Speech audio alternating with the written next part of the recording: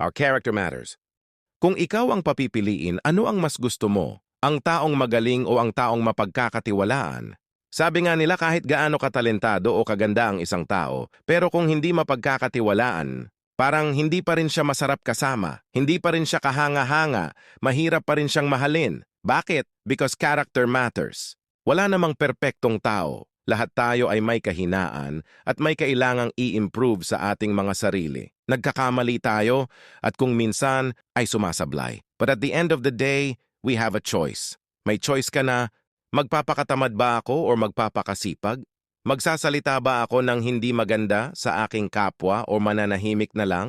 Magmamataas ba ako o magpapakumbaba? Mambabastos ba ako o gagalang ng aking kapwa? Magtatanim ba ako ng sama ng loob o magpapatawad? Mandaraya ba ako o magiging patas? Mangungupit ba ako o magpapaalam? Magsisinungaling ba